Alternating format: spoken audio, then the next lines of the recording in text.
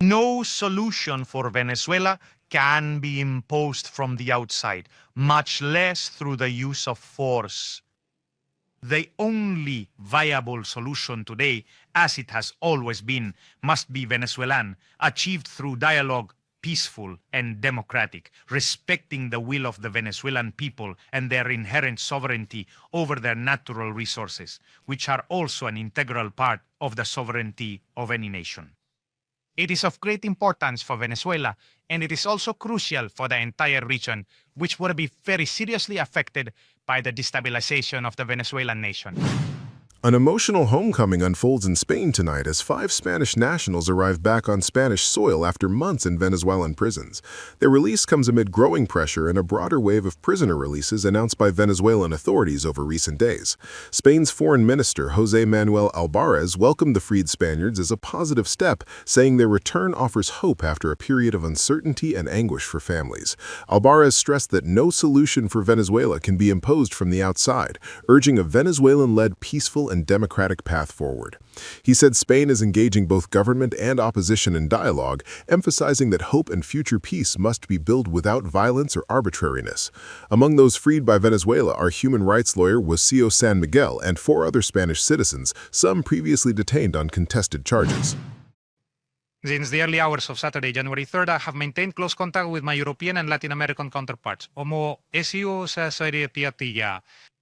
From the Ministry of Foreign Affairs, we were the first country to issue a statement on that very same day, calling for everyone to act with full respect for international law and the fundamental principles of the United Nations Charter.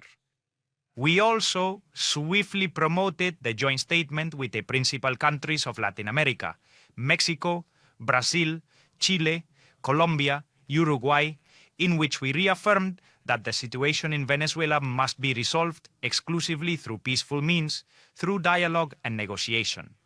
In respect for the will of the Venezuelan people, shown in all their expressions, without external interference and in adherence to international law.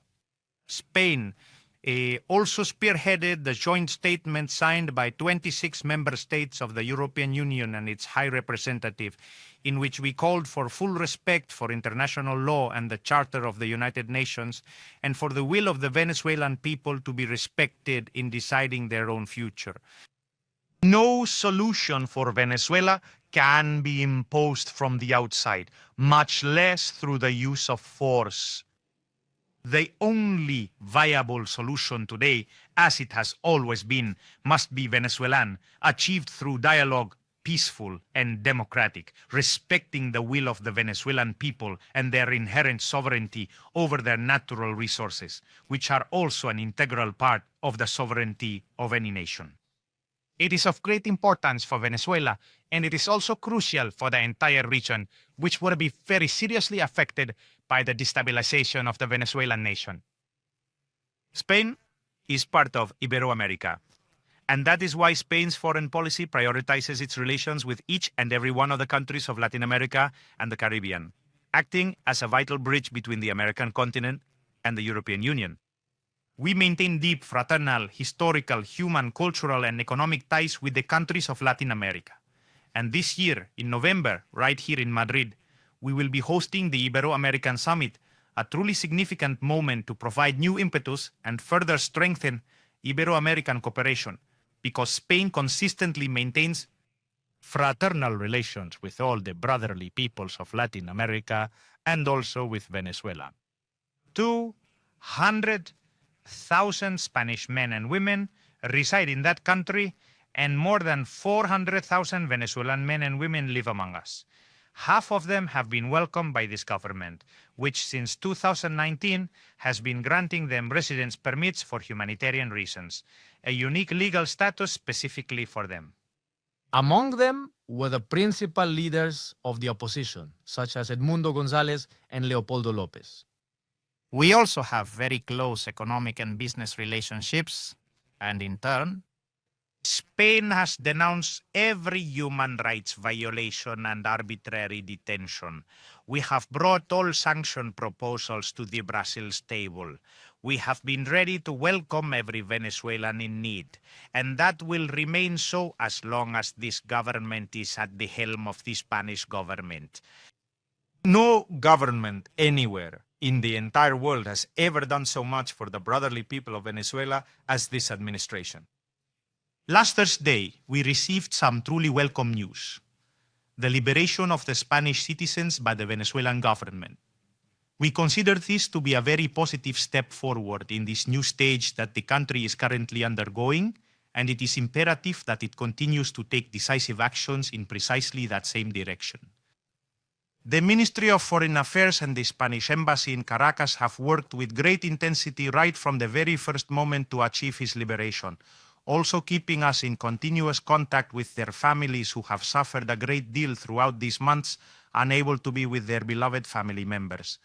And I would like to express my gratitude from this platform to the Spanish Foreign Service and especially to the Spanish Embassy in Caracas and its ambassador for their dedicated work protecting Spaniards on many occasions in very difficult circumstances. I have also spoken about the new stage in Venezuela with Edmundo González. Last Friday, I held a conversation with the United States Secretary of State, Marco Rubio, with whom I addressed the situation in Venezuela as well as the ongoing situation in Ukraine and Gaza. I also reiterated our country's unwavering commitment to the Venezuelan people, particularly during this new and critical phase.